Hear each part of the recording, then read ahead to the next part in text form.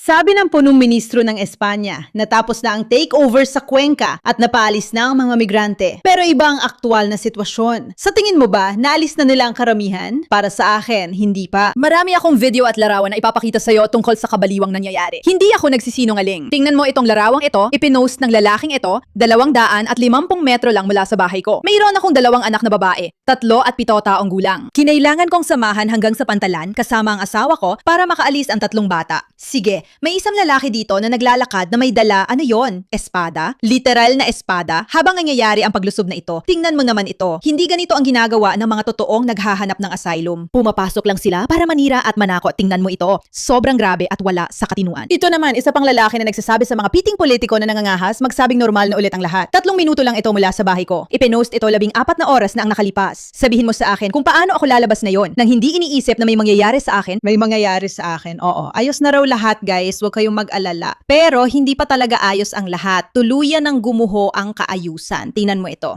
Kaguluhan sa hangganan ng engklabe sa Hilagang Aprika ng Espanya sa Morocco sa lungsod ng Ceuta. Makikita sa video kung paano libu-libong tao ang sumisira sa bakod at lubusang dinadaig ang border police. Karaniwang mga kabataang lalaking nasa edad pang militar. Nagsisiksikan sila sa inflatable na tubo o dumarating sa dalampasigan.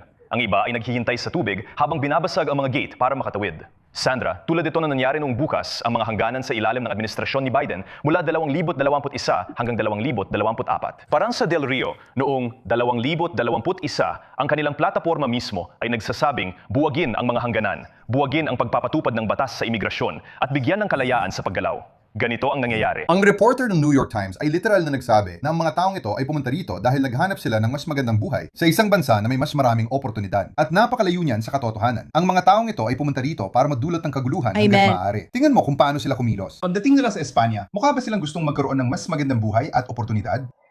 Sandali lang! Teka!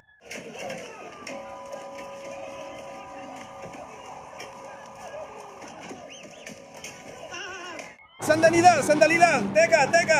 Sandali lang! Kayo na lang ang humusga. Mukha ba sila mga taong pumunta dito para maghanap ng oportunidad? O mukha ba sila mga taong pumunta dito para maghasik ng gulo? Ibig ko sabihin, talagang iniisip ng mainstream media na mga tanga tayo. Oo, iniisip nilang tanga tayo kaya nakakainis at nakakapagod ang ganung pag-uulat. Hindi mo ba tatanungin kung bakit ang mga pulis na sobrang higpit pagdating sa hangganan ay bigla na lang pumapayag na tumawid ang mga tao? Anong ibig mong sabihin? Iyan ang pinakamalaking. Iyan ang tanong na dapat itanong at sagutin ng lahat. Parang ano ba yan? Bakit ipapadala ng Morocco ang lahat ng mga taong ito dito? Iyan ang tanong ng lahat. Paano nangyari ang ganitong uri ng pananakop? Paano pa rin nagagawang ipagtanggol ni Sanchez ito? Paano siya nananatili sa pwesto? At paano isinusulong ito ng Morocco at walang kumikibo tungkol dito? Ibig kong sabihin, guys, mukha ba tayong tanga?